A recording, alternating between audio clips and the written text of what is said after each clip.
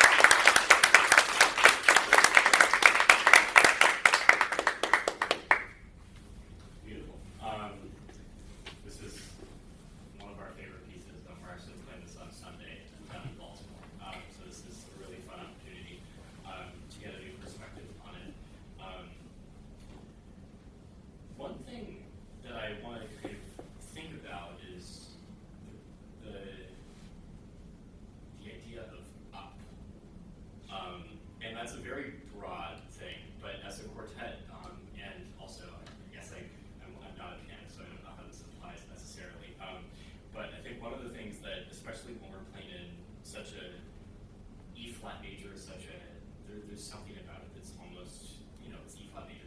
There's a quality that just wants to almost lift itself. And I wonder, in the accents, if we could have more lift sometimes, and just more happiness in the E flat major. Just right from the beginning. I don't know. Sorry. I want to. You guys play beautifully, great. Especially only working on this for 2 months. I'm gonna physically move where you're sitting, and I want to try something else because I think at the moment it's like quartet and piano. But especially with piano quintets, a lot of the challenges are balance because oftentimes, especially here, especially the lower strings, you kind of have to play more to be heard. But so ways to communicate and bring this unit a little bit closer in. So I'm just gonna these real quick. I want to try this out. If you absolutely hate it, you don't have to do it. But this is sort of similar to how we sit. I would say show sort of your chair over so you still get like a way to connect and maybe turn a little bit. And this is so that everybody sort of has direct sight lines to piano, even if you have to like turn your neck back this way.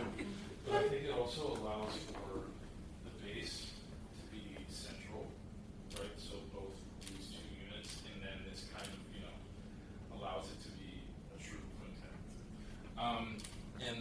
Going off of what Adrian was talking about too, I think when we're thinking about balance as well, we often are like, oh, I have to play louder to be heard. But I think especially with this particular piece, so much of the energy and the trajectory of the piece comes from motion. So allowing the phrases to either move or to bring things back, and then the character of the sound can reflect the dynamic more than just the volume. I thought the balance was quite good in terms of volume for most of it, but I want like so much more like, just sort of running at some of these phrases, and then also when you're able to bring it back, we get that contrast. Yeah, I think one thing I add to go along with all of that, sounds wonderful, and I think kind of what Adrian was getting at with the E flat and the character of that is having some fun playing this piece as well. And I think it's very stable, it's very well played, it's very controlled almost, and I think now with the way that you're playing it and the kind of preparation that you have with it, letting things get, and with a grain of salt, get a little bit messier, get a little bit more playful, a little bit more rubato, a little bit more, ebb and flow with timing and sound and color. And I think even on a very practical level, looking at each other more, just actually engaging with each other, kind of having that conversation in a way that reflects what's happening on the music and on the page as well. One thing that I would like to start with actually is just something we were working with Don Violist Eyal back a few years ago, and we were playing Brahms quartet, and he wanted a particular chord to have a sound that was like, he felt like we were being very down. So one thing that he had us do was he had us just play the chord and actually physically get up and smile and feel like this was going, the actual physicality of our bodies moving up would transform the sound. So can you do that with the first chord once? You just play the E flat chord and be like, ah! Can you just do that once for me? Let's get to the point for the cellist. But trust me, it makes the E flat chord or any major chord feel different.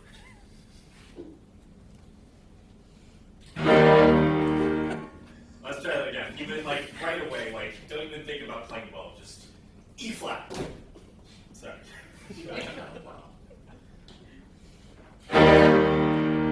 Yeah. How does that change your conception of the chord? What happens to your sound, to your body, to what you're feeling? It feels up with the chord, and it's like you can feel it at the same time that you're playing it. Yeah. And I think there are so many accents in this piece that really having an association of how the accents are. Oh, sorry.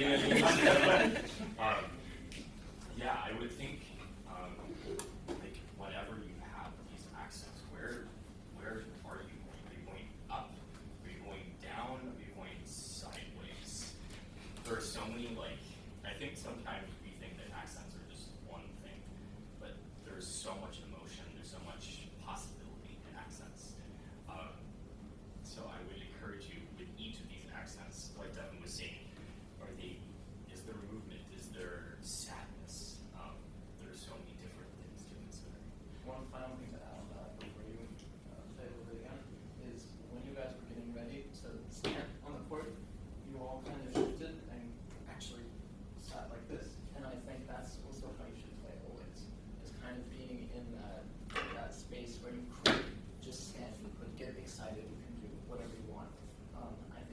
place of kind of relaxing and playing like this is quite conducive to that energy they want to play, especially this kind of Yeah, can you play maybe just like a few bars of beginning? We won't make you stand up anymore unless I apologize. it's not good, and then we will make you stand up one.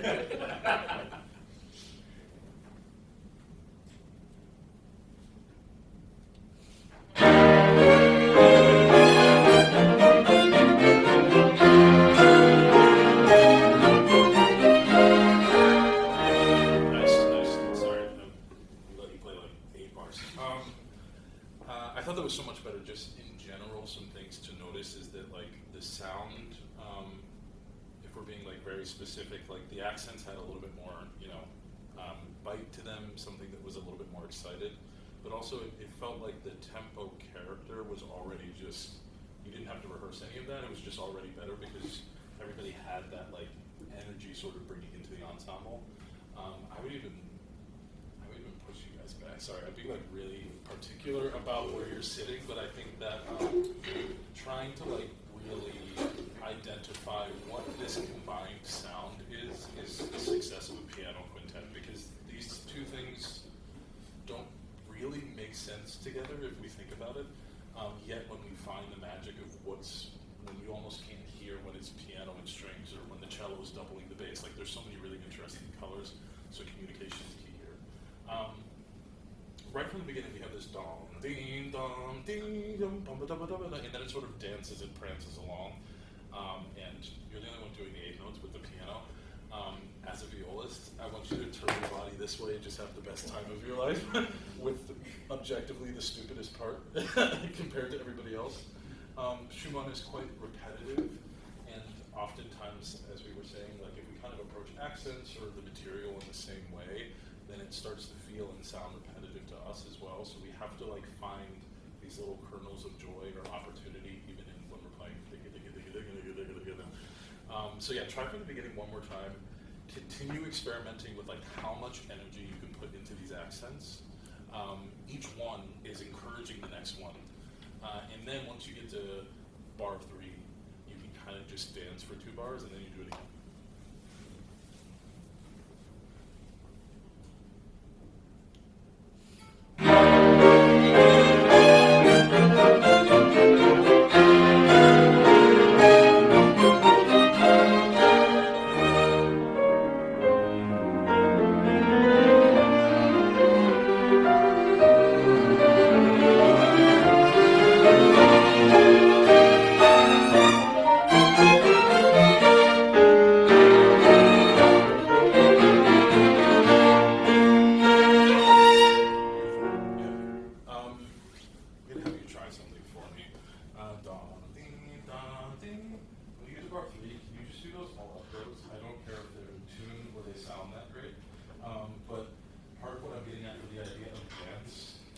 Sometimes using techniques like we'll do this in a rehearsal where we do the bowing that's exactly opposite, just to make sure that we're not making musical choices based on physically the requirements of the bow or the hands, right? That we're actually like really thinking about what type of character that we want. And I need more up in bar 3 and bar 4. So whoever has quarter notes in those bars, just do all of those on them, even if it's not together. I don't care. One more time.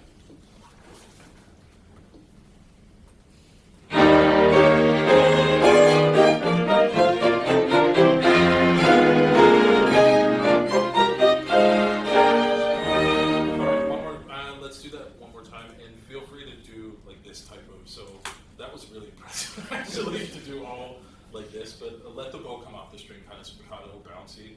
And I actually don't want it to sound good. I want it to look fun. One more time.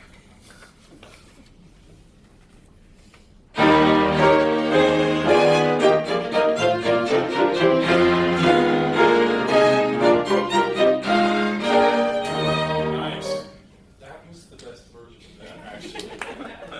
Right on. And I think to be very specific about what changed, the motion of bars 3 and 4, it wasn't like pum pum pum pum. There's like this encouragement that happens when you do that that bowing. I don't think you should actually do that bowing, but like maybe try it. I have it. We'll try it for more of our performances too, see if it works out. But that made the feeling of like dum, team, dum had so much like horizontal energy as well. Like it went this way and this way, right? It was reflected in your sounds. And then you naturally set the phrase down a little bit more at the end of bar 8 to really set, like we're setting up the character change for this piano line. So yeah, go back to your normal bowing, but remember what that felt like, and we'll let you play more than 8 bars this time.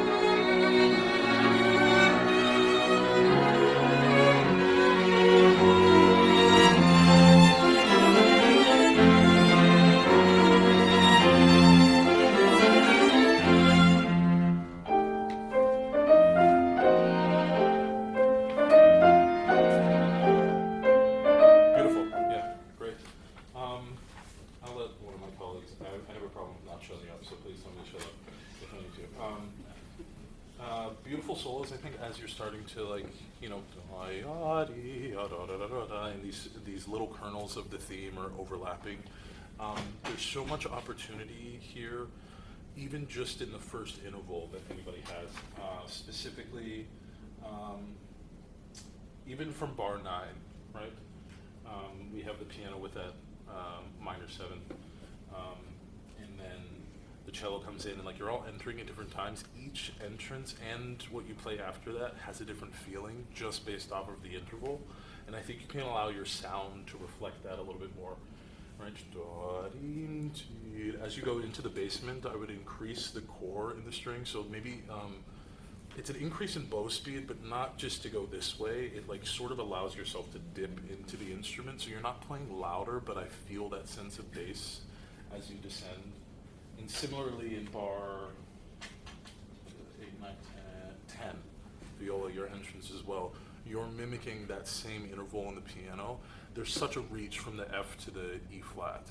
And just feel free to be individuals in these moments since you've just been doing things together so much. I think going along with that, I mean, it's so easy to say more dynamics, or just pay attention to dynamics more, but I think it's more of a intention of nothing is casual about it. There's never a casual piano or a casual forte. It's like you were creating this piano that happened because this big chord happened, and now we're a little spooked by it, or something, we're shook, we're shaken up by it, and now we have to do something else. So having that kind of intention to really create something special, and then when we have a crescendo, that's all this anticipation that's building up into like an inevitable celebration again of this kind of triumphant E-flat major character. So I think maybe even going back to the beginning one more time, but really having this kind of very sincere intention to treat everything with no casual pianos. And the articulation in the quarter-notes was a lot better. I think even in the way that pianists would do it, again, I don't know piano technique, but I would imagine it feels clumsier to try to hit all the chords like this, as opposed to let it kind of bounce, spring off. So that should kind of be reflected in the bows as well, where it's never trying to hit it down, but it's more of this buoyancy.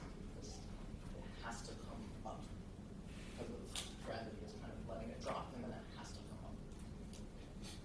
All right, last time. Maybe.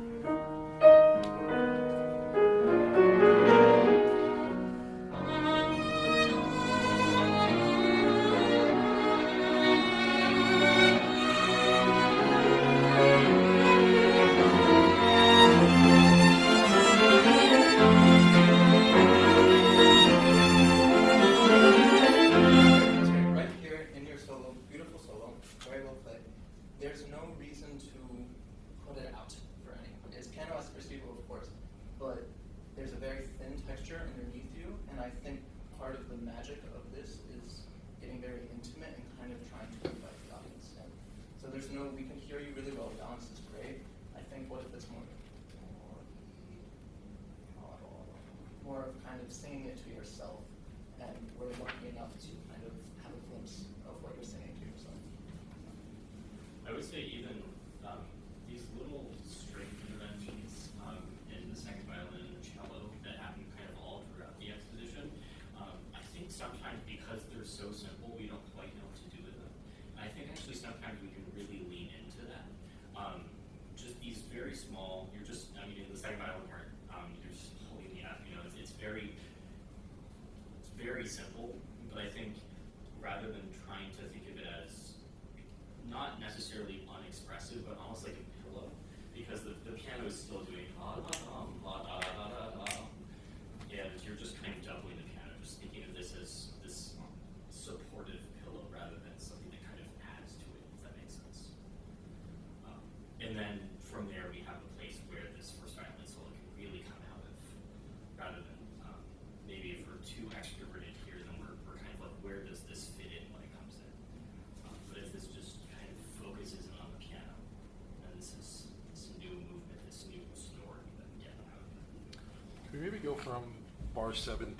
And I think also the beautiful thing about this piece is, despite it being repetitive, it's the transitions between the material that we've already heard and how you as a group curate them that makes it really interesting to listen to and also to play. So as you get here, when you have these B flats, that last B flat in the violins in the viola, dom ding dom ting, there's a magical moment in between there where you yourself, in conjunction with the piano, despite the piano not playing or like coming in right before the solo, have to feel all of those emotions that you were feeling from all this noise and this fortissimo and like all this energy, and then you make a decision to be more intimate in a moment. And so that is reflective in how you use the bow.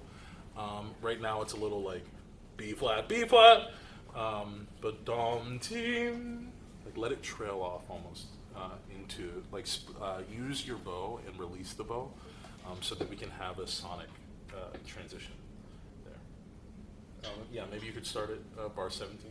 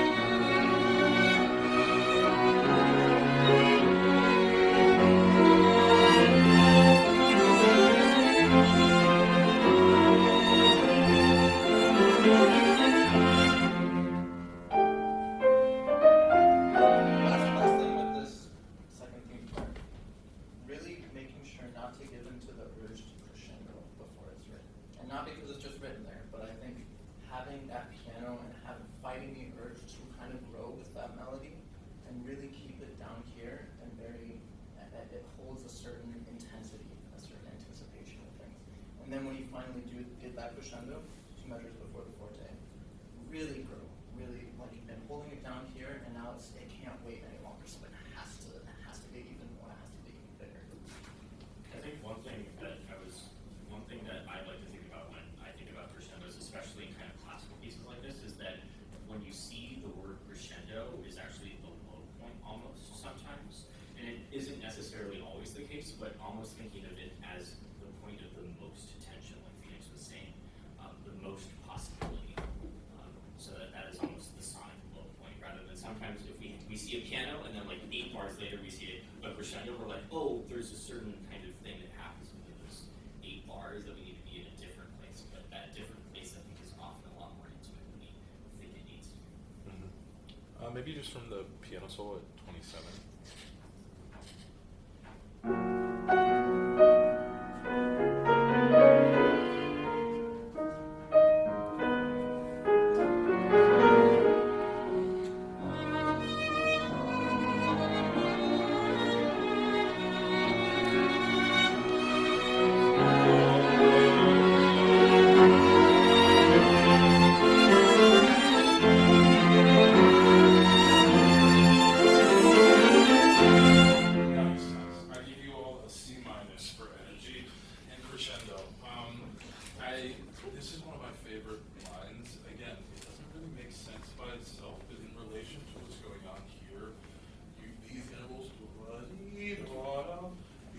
voices, sort of the point that Adrian was making, sometimes we're just playing Fs or very long notes.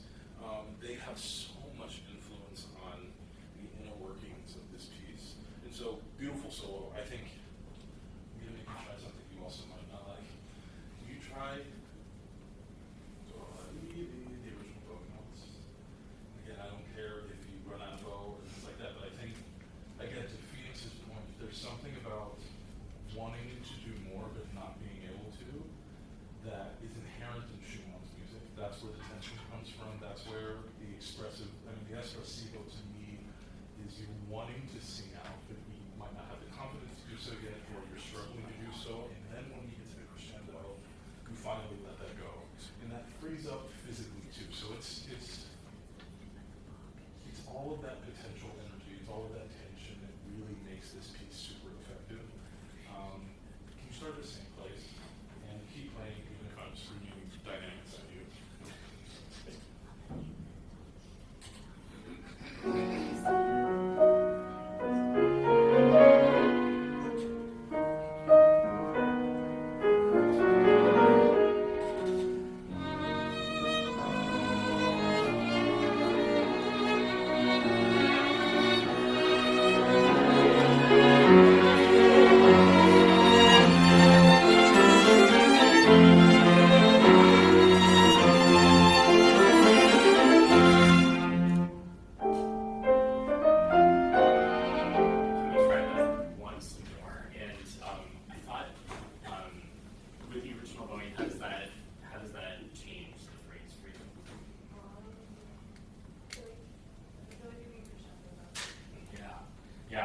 There's also like a lot of possibility in how you feel the intervals differently, which I think is really interesting.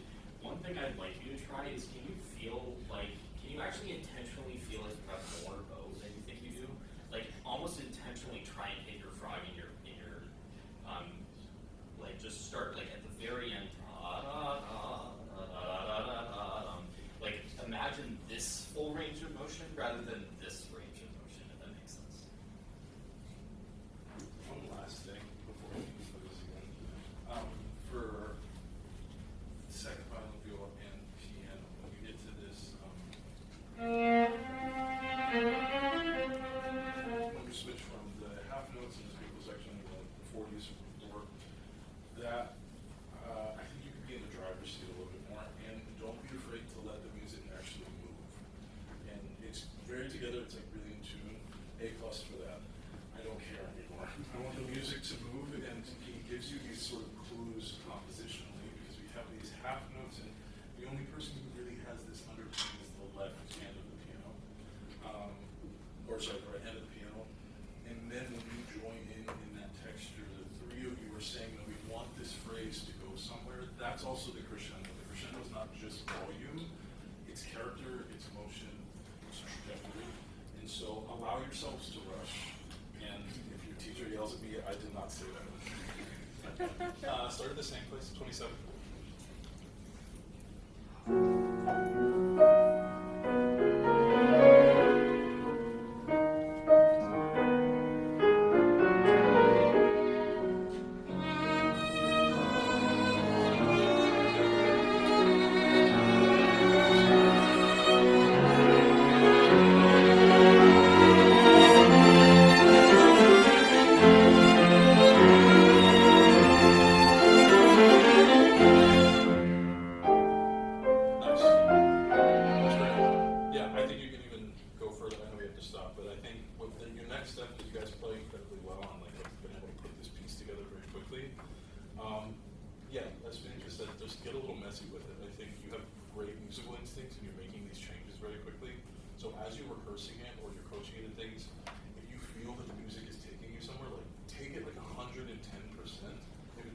You always know how much to dial it back, but Shuman Piano Quintet requires that type of commitment to emotion, to character, and to intent of sound.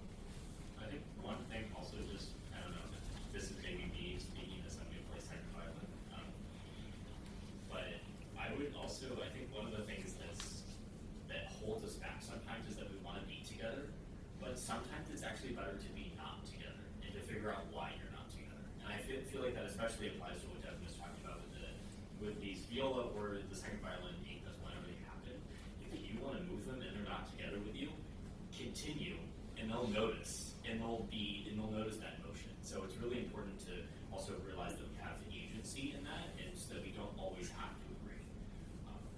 And we can then start a dialogue about why that happened, which is really exciting. Awesome. Great job, guys.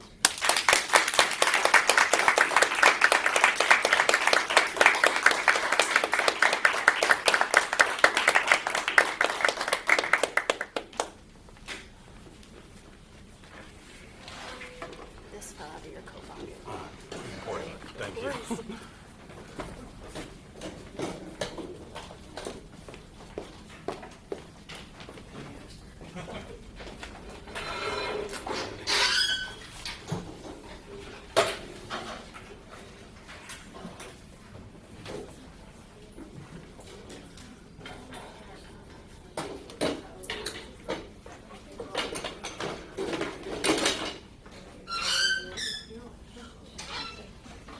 So we're changing things up a little bit. It's not Monty Python's now for something completely different, but something different that, as we explained to the quartet members, we just have a lot of people who are going different places, and we wanted to take advantage of the contact with you guys while you're here.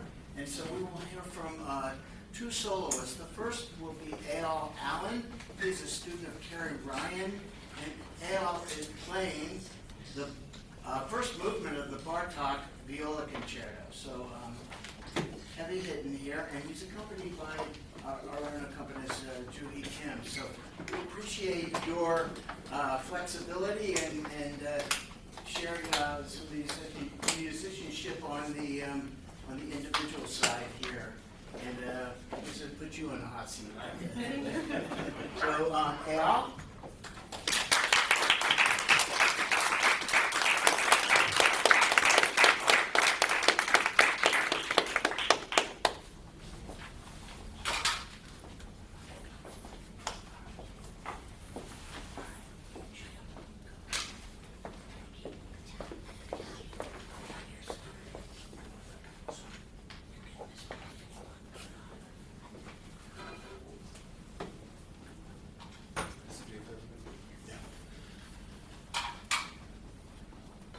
Are you doing solo musician? Awesome. Cool. Thanks. You don't have a lot of time. Stop. I'll stop it before all the parts that used to freak me out.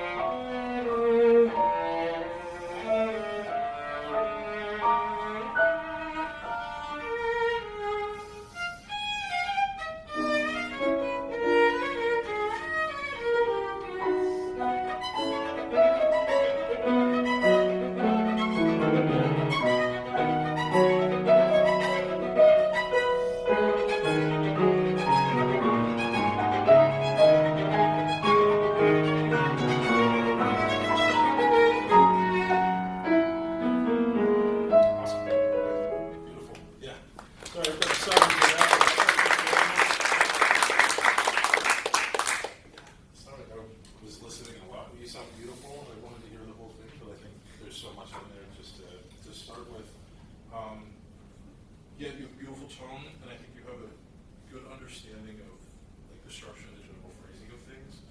One thing I would like to approach, especially with this piece, is the idea of speech and song, and the differentiations, and like what we can do here to make that come across.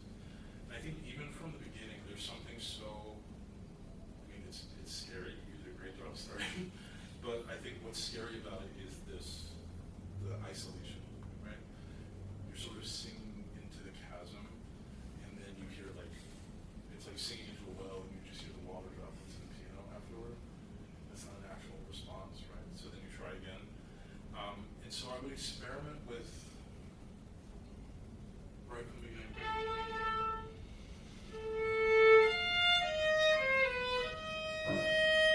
Something that feels a little bit more bare and maybe desperate. You don't have to not do it. I do. My teacher hates it, but I like it. But I think just already from the beginning, understanding that you're sort of alone, yet you're reaching out to see if someone's going to respond.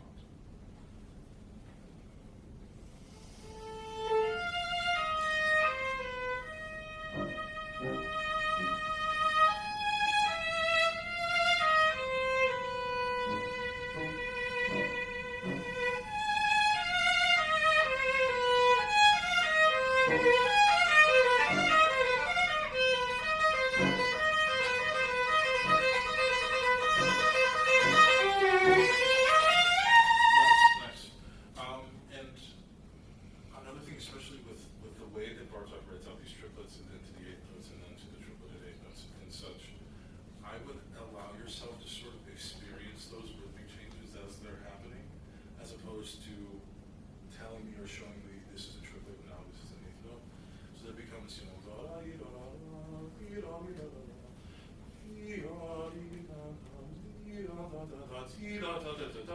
and it's allowing he's sort of built in the phrasing for you. It's like Dvorak does the same things constantly, where he's changing the rhythmic values. And then once you get to the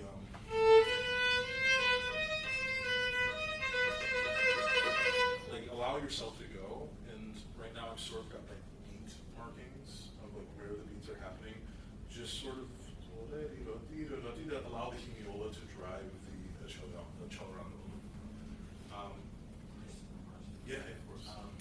With that, like, when it starts in the piano as like sporadically, how do I, like, if I'm kind of sort of.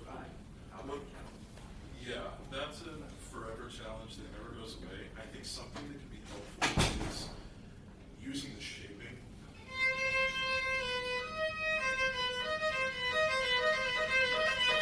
And by the time you get to here, you're sort of already in the motion of, you know, and this is a great building actually, that I would do as well, so then you're really by the beat.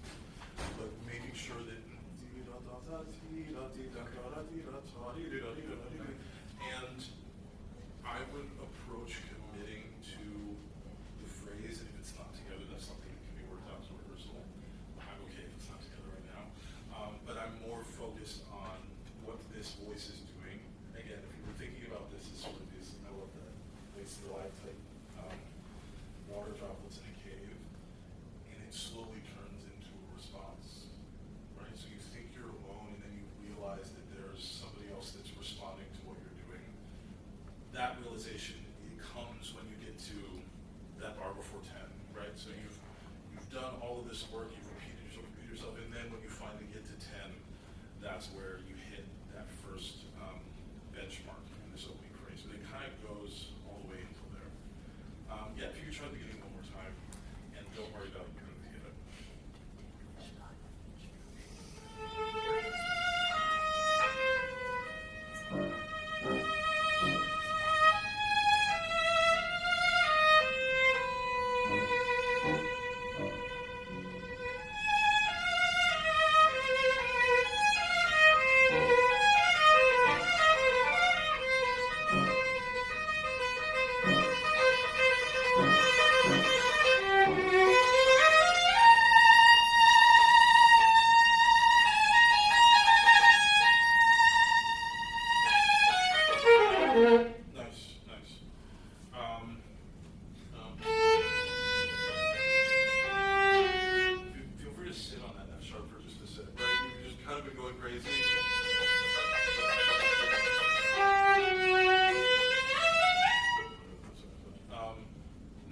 top, that was great.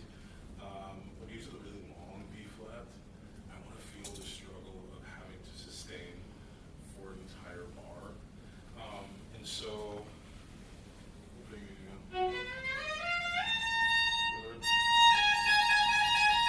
sure you work yourself to here, so that you can really feel that struggle in this part. And then as you release, that's the precipitato after that. Right. Maybe just from, there's no good place to start. Do the beginning.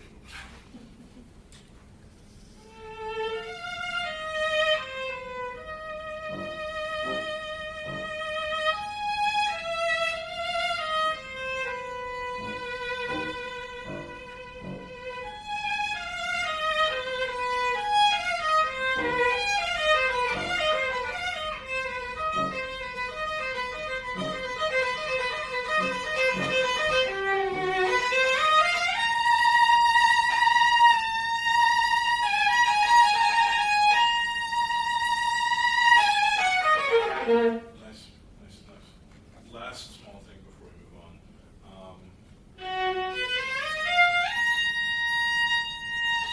These repeated notes, right? I love the slide too. There needs to be a reason for you to say the same note multiple times. There's this idea of it being pleading, right? You just got down to the bottom and you're sort of at already the top of where most viola concertos already are, and it's been 45 seconds. And the nature of us in that register is it's very human. There is a strain to it, and so don't let each repeated note come too easily. Even if you're speeding up, there needs to be an increase in the desperation in the sound, and then that sustain was great, and then let it rip at the end of that. It could be like the ugliest noise you make. But you want to almost fall like you've been looking in this well, singing to no one, and then at the end you fall into it, right? Maybe just from 10, if that's not a terrible place to start.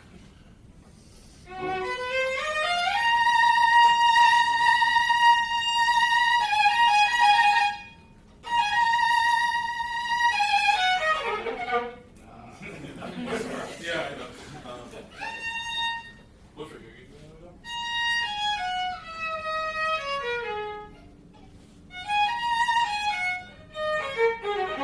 Nice. So I think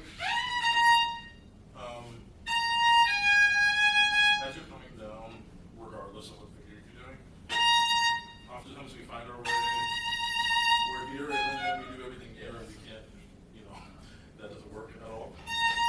So as each of these up bows, which will help with the idea of sort of falling, making sure that we're bringing ourselves towards the frog. And you could sort of do that too, that it doesn't have to immediately be and allow it to speed up as you go down. And that also is a way for us to sneak in getting back to a point in the bow that actually allows us to do that. Yeah, let's go from 10 one more time.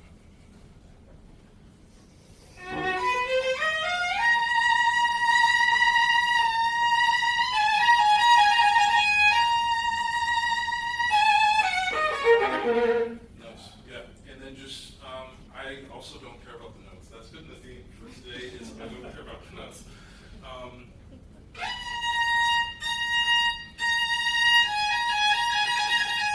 I still could use a little bit more.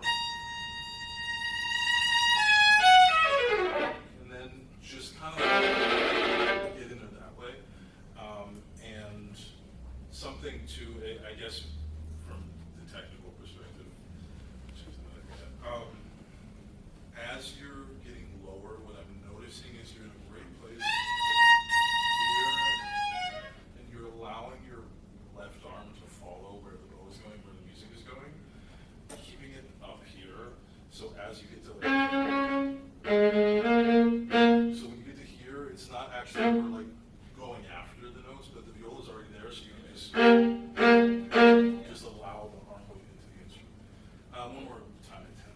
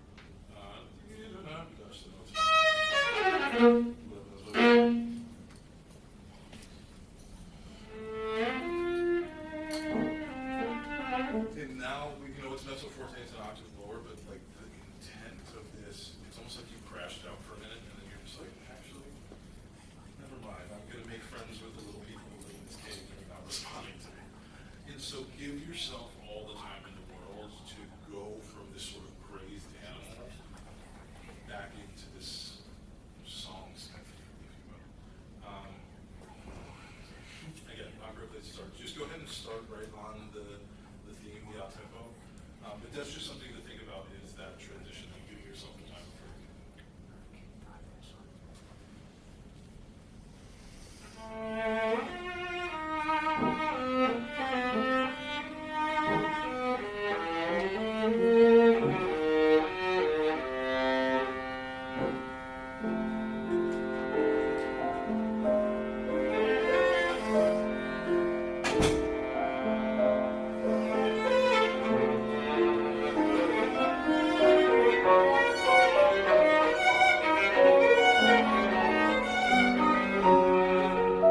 Last thing too is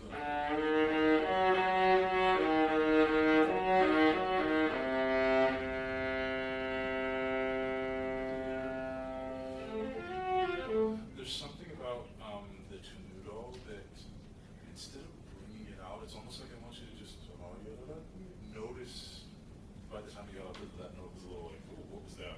Because then the second time, that feels more like an active choice to keep going.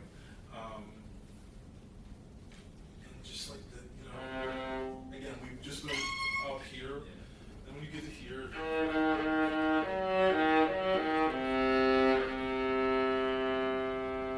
like feel free to really enjoy that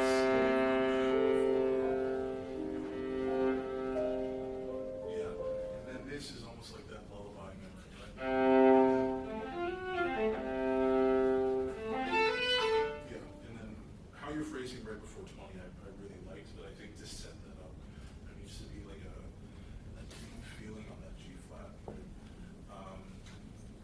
Just right on the theme one more time.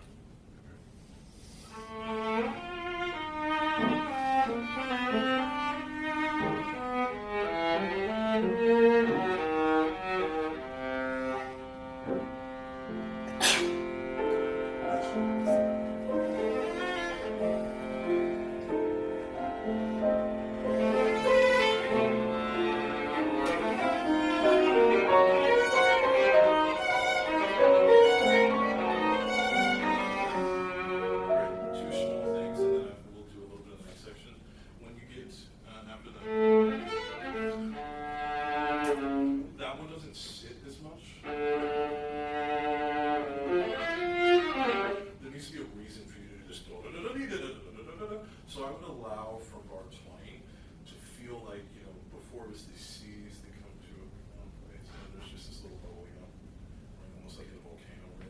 And then finally, and then this becomes, this is one of my least favorite sections of this entire thing to figure out how to play, and I think it's because we work on it like an etude so much, and like, where's my bow have to be, and all these things. I think you're doing a good job. But I think the intent musically is more of a right? You've just gone from these like little bubblings, and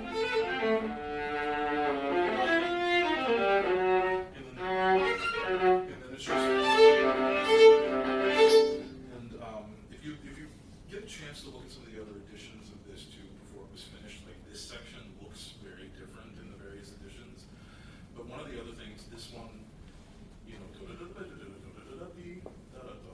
a lot of the other editions, there is another note in there. It was taken out because it's like virtually impossible to make your hands go like this to do it. But I think in general, it's just it's just that feeling, and so not allowing yourself to and restart. Get a little. It's really in tune and it's really well organized. I want it a little bit messier, and so just use more bow when you get there.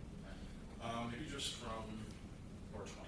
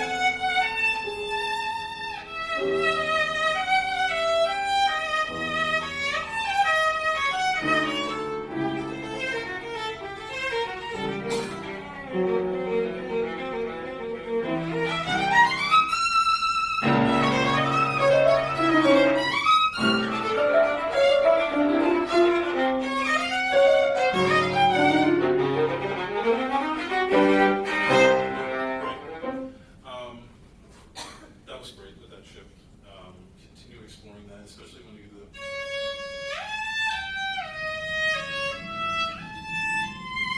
That's another place as well. I mean, you can figure it on this. But oftentimes, you know, when we have a big shift, especially because we're violists, we don't do this as much. We sort of bring ourselves in to be like, oh, I'm more secure.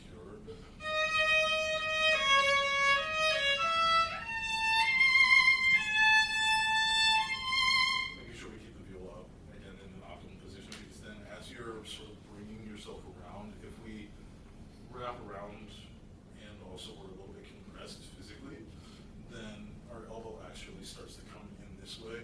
But if we make sure the viola's in a good spot, then as you come around, it sort of lifts with you. Which makes a lot of these big shifts feel like they're not as far away. That was great getting up to this part.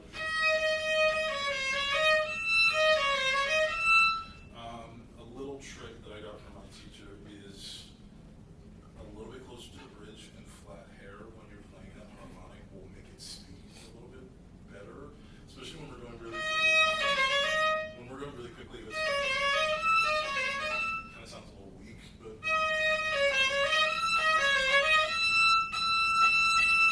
really want to get that piercing sound. And then back up to there. I know it's super quick, but I still want to feel that interval, right? Just all the way up there. I'm not going to make you start up there. Maybe just from or 34. Yeah.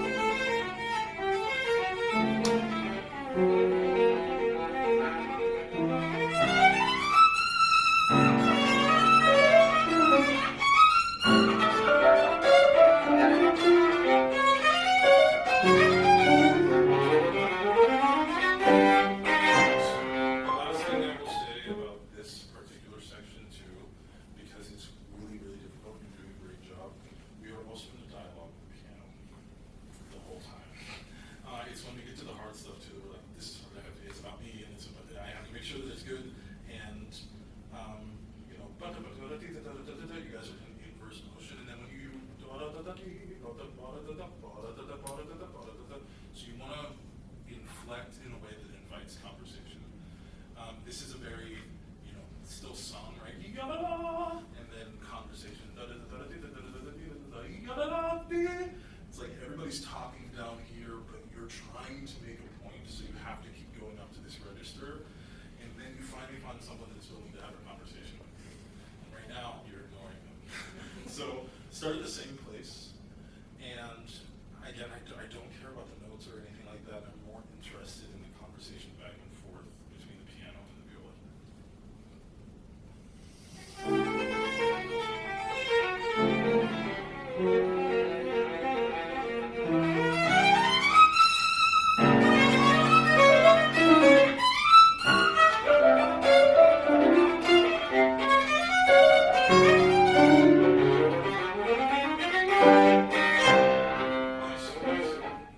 That also was better with all the little things that you were worrying about. Of course, that it's hard not to worry about this section technically, but I know from my perspective, I got more of a sense of the point of what was going on here. It wasn't just like a really difficult technical exercise, but I could really understand at this point in the piece that there's a conversation happening. Last thing, I think, when you, it's totally okay to drop a little bit when you get down there.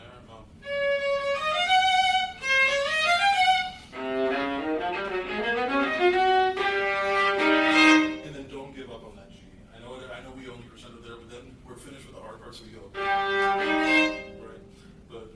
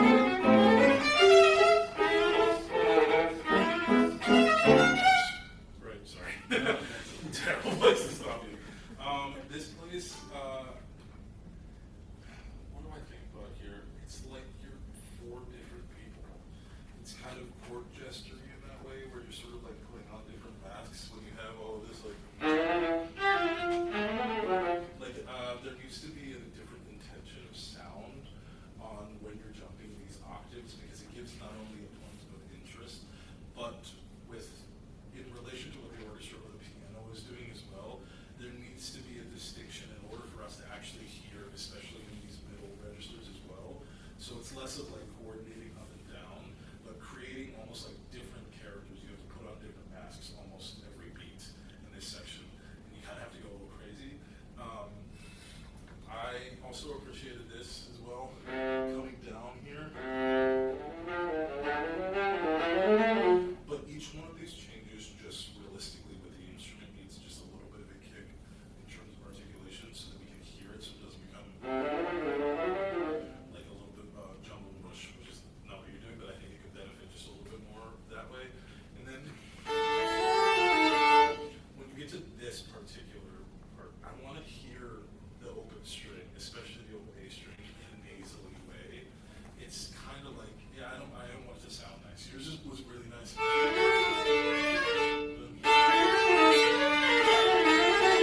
it's purposefully crunchy that way. Yeah, so in general, I think as you approach this section, thinking about the various characters that you're jumping around in octaves, and then from a technical perspective, just getting a little bit more front-end articulation of the bow changes so we can hear the notes, especially if you're playing in a hall or an orchestra. You just pick up the 41D, brilliant. Thank you.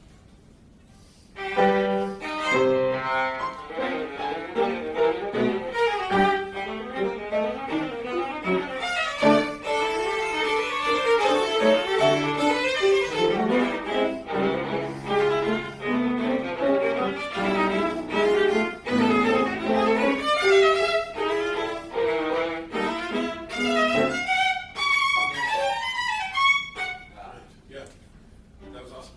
I think, yeah, continuing, what I would say in general before we stop is you play incredibly well. This is a really difficult piece, but as I've spent a lot of time with it, I realize it's like some of the best chamber music out there. It just revolves, even if it's just between two people, you're doing the job of a 120-piece orchestra, but there's so many interesting things to point out in terms of conversations, speech patterns, and like leaning into the fact that the viola isn't a perfect instrument, and Bartók knew that, and so when we're up really high, or we're really in the bowels of the instrument as well, like it needs to, we have to like let ourselves go of the like it needs to sound perfect.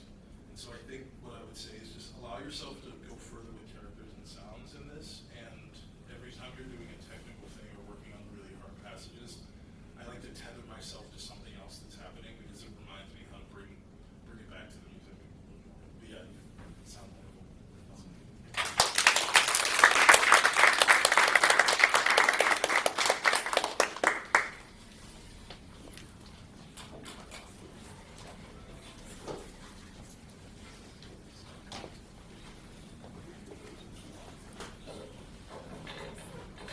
Our final performer today is Elliot Gulacsi Anderson, and Elliot is playing for us the fugue, the second movement from the Violin Sonata No. 2 in A minor by Bach. Elliot is a student of Juliette Kang and Ryan Meehan, and there's no truth to the fact that to be a male in our program you have to be really tall, but these two guys are two tall guys, so, as well as wonderful players. Anyway, but thank you. I'm going to keep it underneath this thing. We're gaining a building with a hall with like a two-floor ceiling. We're not there yet. So, anyway, Elliot.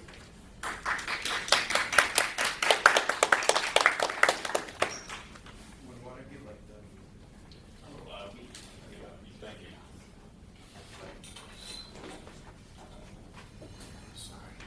I don't know if you have the same edition.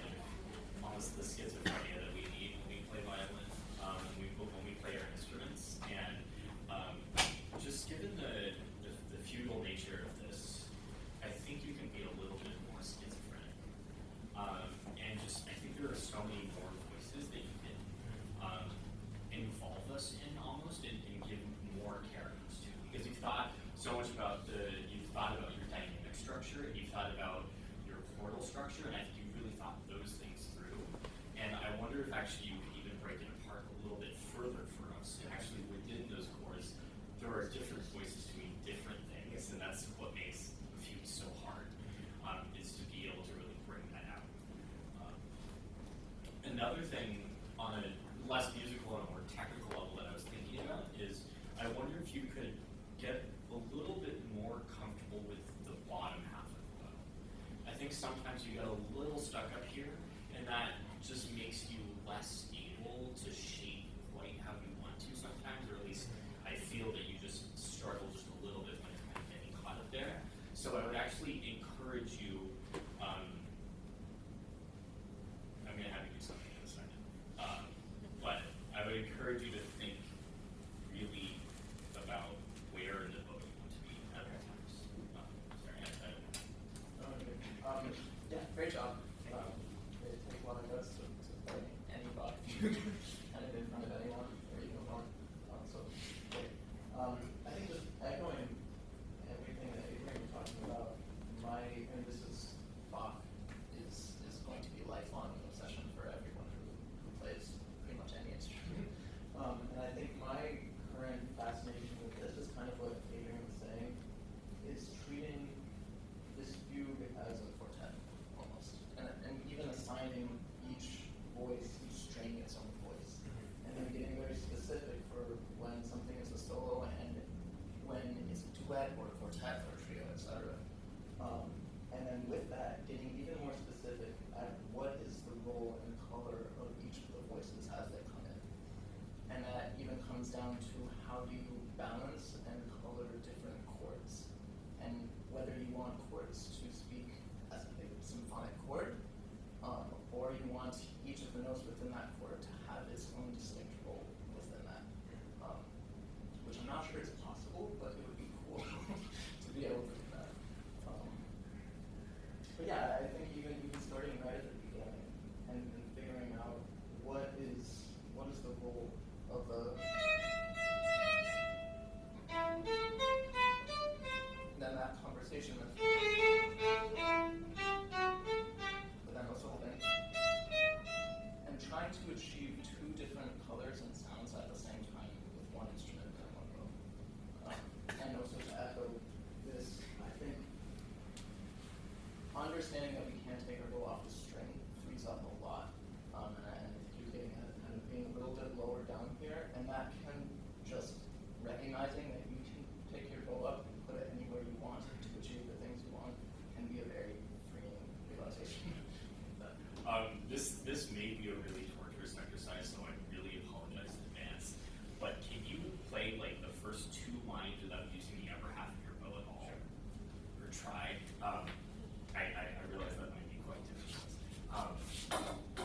But I think it's a worthwhile exercise just to see what happens.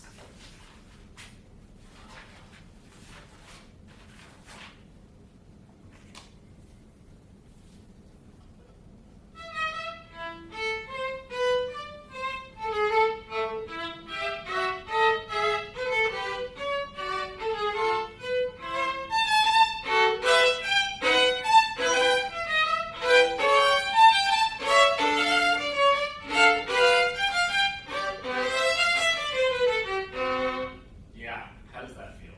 Does it feel tricky? But I kind of like the chords better. Yeah, I think that's one of the things that I was thinking. Sorry, I don't have my violin out, so maybe you can talk more about this. But there's one of the exercises that my teacher had me do when I was doing Bach a lot was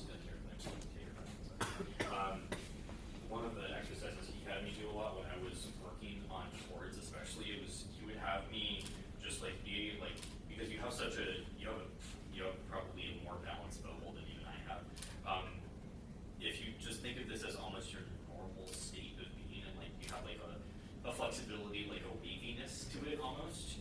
I think when we play chords, sorry, I'm like a fiddler here, but if you're on the E string and you just do this, and then you let your arm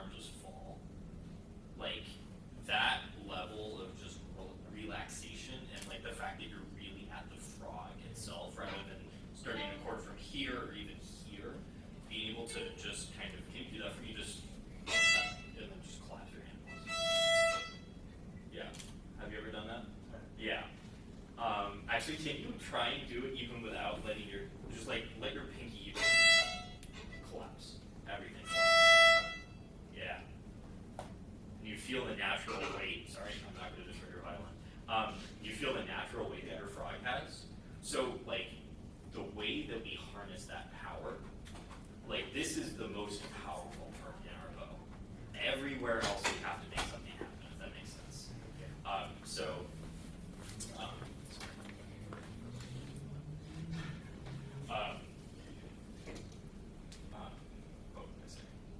So yeah, just like I think the freedom in recognizing that so much of the power and the ease, honestly, of playing chords comes from how close we are to the frog and how much we're actually using the power of gravity to our advantage.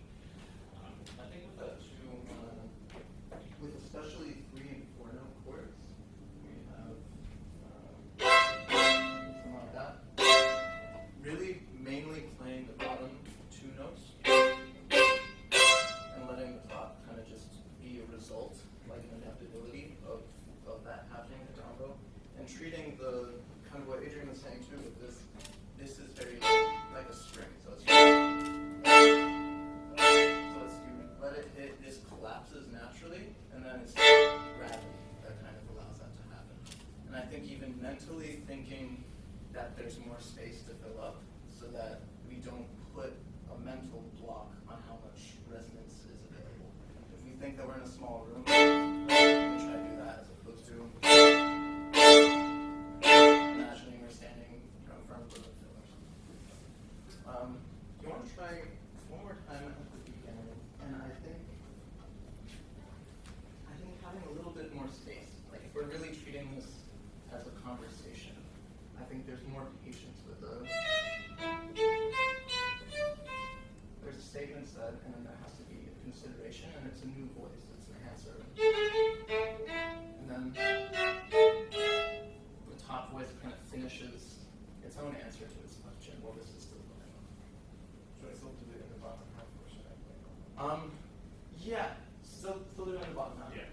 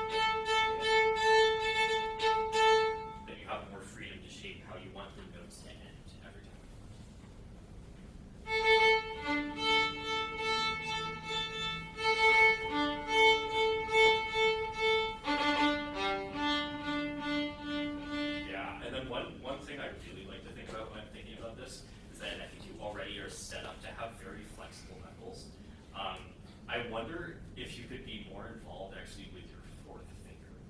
I think when we're thinking about kind of the action of the bow, we think so much because this is the most kind of involved part of our hand that we don't want to, that this is where all of the impulses come from. But I wonder sometimes, especially with up bows, really making sure that we're still contacting these knuckles and these fingers. And actually the impulse this way almost comes from here. If you think about this rather than this, if that makes sense.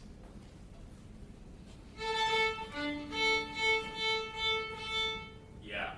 How does that feel different? You felt more control.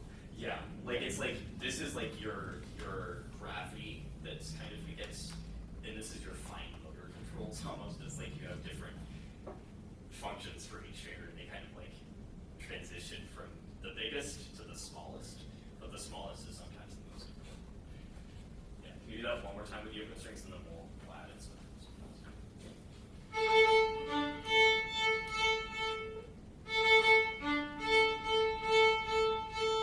Yeah, yeah. There's more kind of, there's so much possibility on each note, just that way, if that makes sense. Yeah, I think with that, paying attention to the up bows, having that same kind of feeling, I think there's danger sometimes of a, which sometimes maybe you want that, but making sure that that's a choice if you do want it. But that can also exist if you don't. And it's the same exact feeling, just backwards. Should I try with the notes? Try it one more time.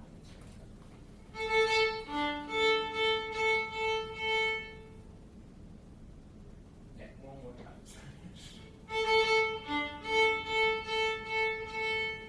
That's good. Yeah, okay. Add the notes this time, and I think just feeling a little bit more of that flexibility in your knuckles and your fingers.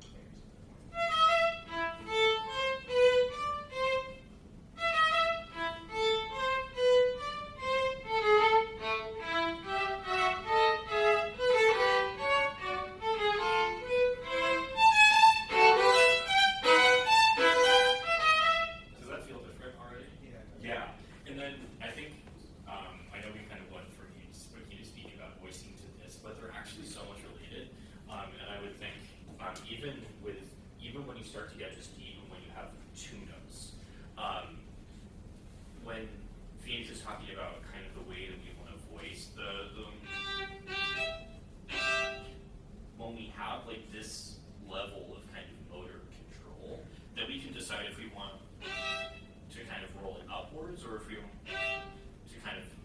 get to decide really where we want the focus to be. I haven't practiced this, this is not my violin, so I can't demonstrate as well as I might like to. Maybe he can. But really thinking about the directionality of the bow, like on the double stop, if we're right in the middle, and then are you swinging slightly upwards like that toward the A string? Are you going a little bit downwards? Do you want it to be straight in the middle? Like that's the level of possibility that Phoenix is talking about. Yeah, if you want to do that one more time, and go maybe really slow. Go as slow as you need to notice all the possibilities that can happen.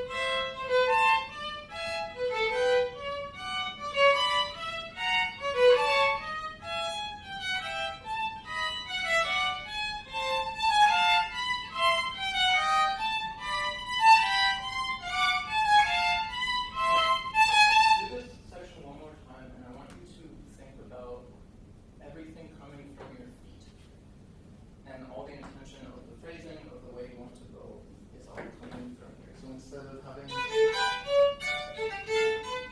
kind of being led this way, all the intention is a little bit more grounded.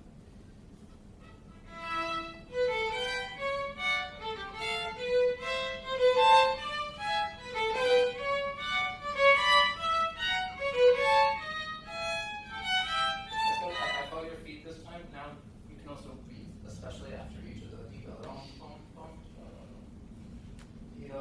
there's room for actual breath in between that.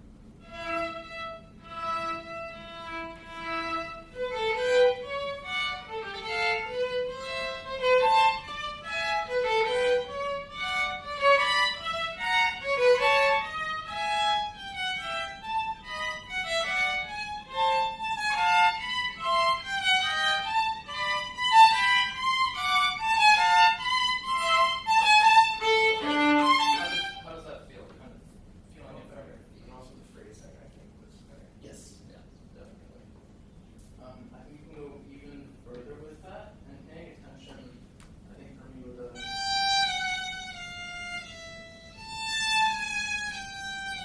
kind of that being the leading line, and then again there's a moment for breath when it, and then choosing also whether you want the first notes to take over or the eighth notes to take over.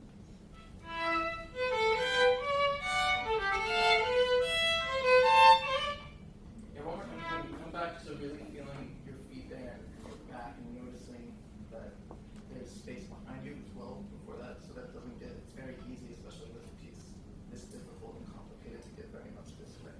So letting the intention of everything kind of come from a centered place.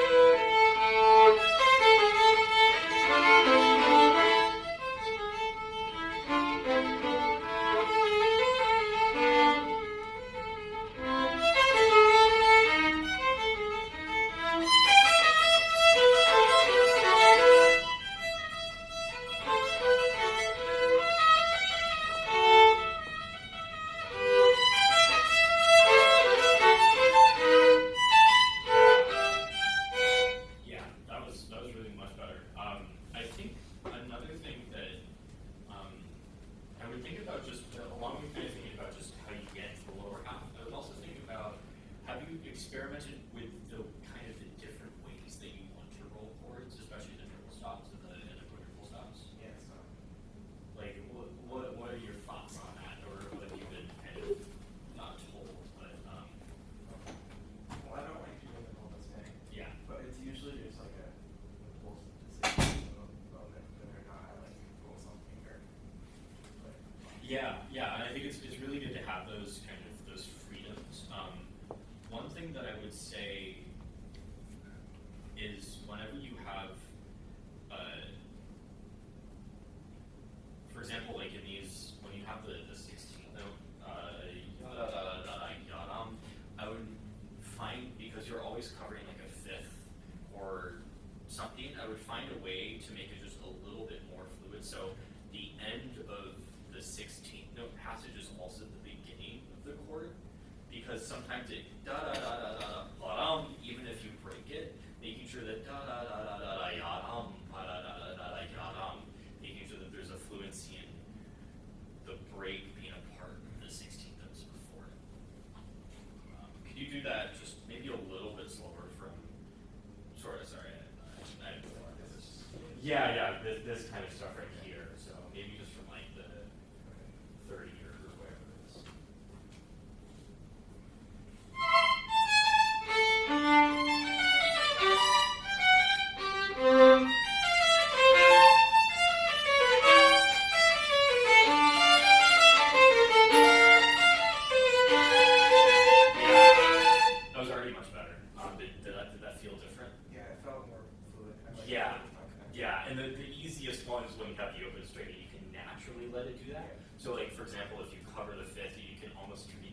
wood string, like, I don't know, like a fiddle player doing a drum or something, like there's an opportunity in that like millisecond before you do it to just kind of tip over at the end of the 16th. It's kind of like we were talking earlier about voicing those chords. Yeah. You have the opportunity, even when you're on one string, to be on one side of the string and to really prepare the roll like this, so that it's not done.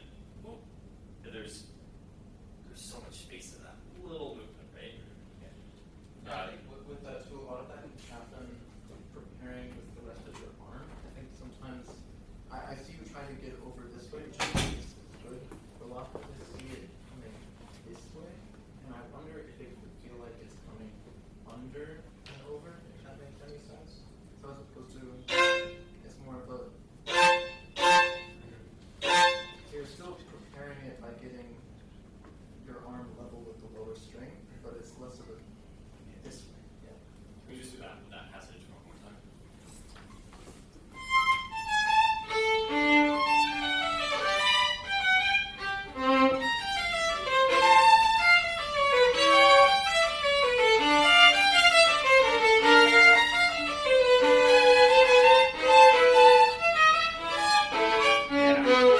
Yeah, there was a lot more just kind of continuation of the sound, which also is really great because then it gives you the opportunity to either continue the sound, or like when you have, as Phoenix was saying, when you have those breath moments, then you have more of the continuous lines and then the breath moments. So we get these really clear kind of structural phrases. These quadruple starts are so like I think there's a little bit more room. Like you can allow the fact that you're playing four notes at one time kind of take up the natural space and kind of make the circle of the beat slightly larger with that. And I think kind of what we talked about at the start is more of getting this ringing and this kind of rolls off naturally. So you're mainly paying attention to the bottom stuff.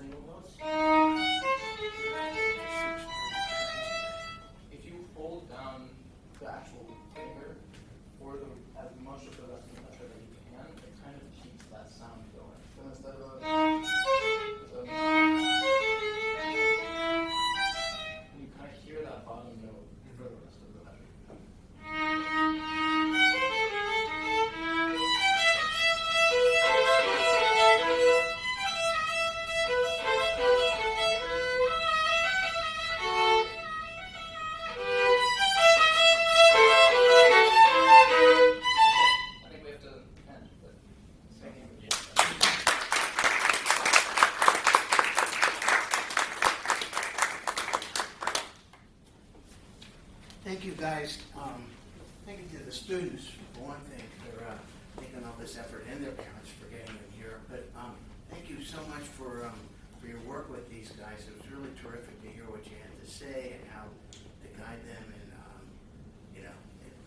it's sort of what it's all about. And so it's really wonderful to put this connection together.